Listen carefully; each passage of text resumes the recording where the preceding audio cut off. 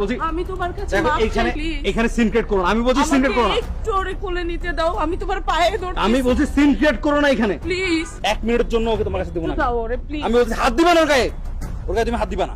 তোর কোনো মেয়ে নাই, আমি আবারও বলতেছি তোর কোনো মেয়ে নেই, মেয়েটা আমার, শুধু আমার মেয়ে। কথা কানে গেছে তোর? আমি তোরে বলতেছি তুই এখান থেকে যা, আমার মাথা গরম করিস না, যা এখান থেকে।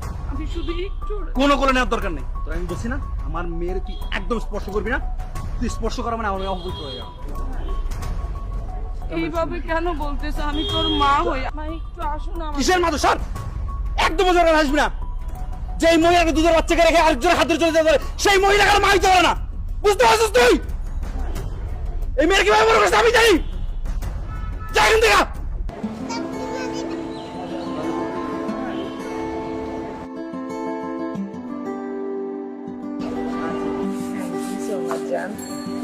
অনেক খুশি হয়েছি তোমার